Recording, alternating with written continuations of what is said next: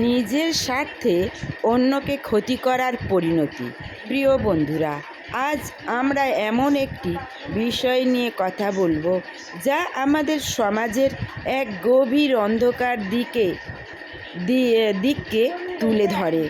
এমন অনেক নারী পুরুষ আছেন যারা নিজের স্বার্থ পূরণের জন্য অন্য মানুষের জীবন পর্যন্ত কেড়ে নিতে দ্বিধা করে না। কিন্তু প্রশ্ন হলো, এর প্রতিদান কি? জীবন শুধু নিজের জন্য নয়। এই পৃথিবীতে আমরা সবাই একে অপরের সাথে জড়িয়ে আছি। যখন কেউ নিজের লাভের জন্য অন্যের ক্ষতি করে, তখন সে শুধু একজন মানুষকে আঘাত করে না, সে মানবতাকেই আঘাত করে। অনেকে ভাবে, আমি তো এখন ভালো আছি, আমার কিছুই হবে না। কিন্তু সত্যটা হলো, অন্যায় কখনো চিরস্থায়ী হয় না। আজ না হয় কাল সেই অন্যায়ের ফল ভোগ করতেই হয়। এটা হতে পারে আইনের মাধ্যমে, সমাজের বিচারের মাধ্যমে, অথবা নিজের ভিতরের অশান্তির মাধ্যমে।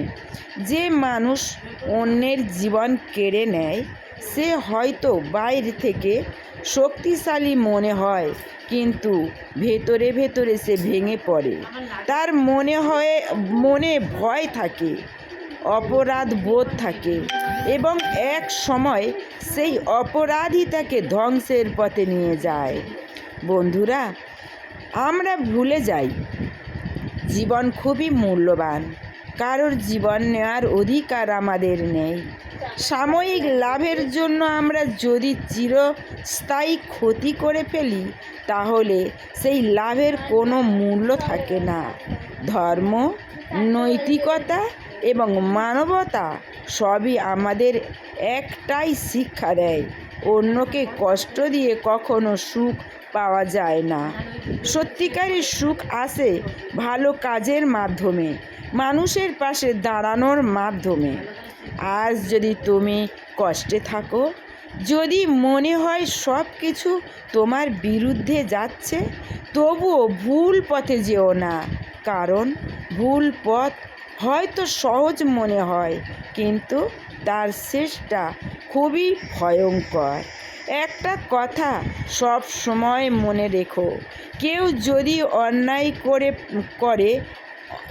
অন্যায় করে পার পেয়ে যায় বলে মনে হয়, তা আসলে সাময়িক। জীবনের কোনো না কোনো সময়ে সেই অন্যায়ের হিসাব তাকে দিতেই হয়। তাই আমাদের উচিত নিজের স্বার্থের জন্য কখনো অন্যের ক্ষতি না করা, বরং নিজের কষ্টের মাঝেও সৎ পথে থাকা। কারণ শেষ পর্যন্ত জয় সৎ মানুষেরই হয়। বন্ধুরা, আমরা যদি সমাজকে সুন্দর করতে চাই, তাহলে আমাদের নিজেদের থেকেই শুরু করতে হয়। ভালোবাসা, সহানুভূতি এবং মানবতার পথে চলতে হবে। শেষে শুধু একটা কথাই বলবো, অন্যের জীবন নিয়ে খেলা করো না, কারণ জীবনের বিচার একদিন ঠিকই তোমার সামনে এসে দাঁড়াবে।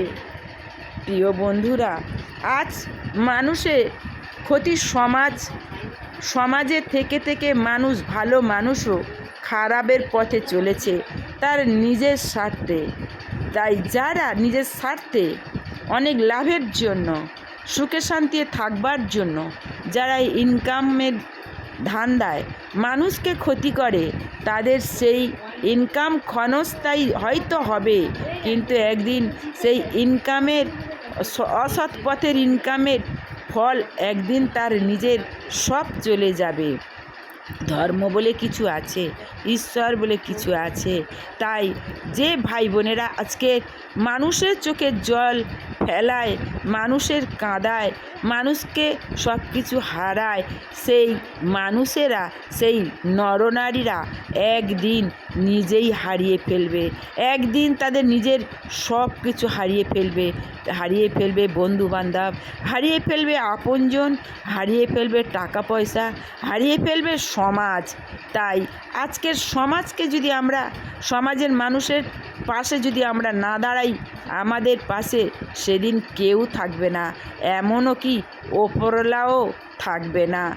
তাই এখন থেকে নিজেদের সেই সৎ পথে, ন্যায়ের পথে, ধর্মের পথে আমাদের চলা উচিত। এটা হলো মানুষকে ভালোবাসা।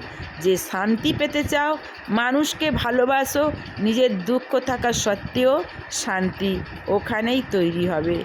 ভালো থেকো, সুস্থ থেকো, ধন্যবাদ।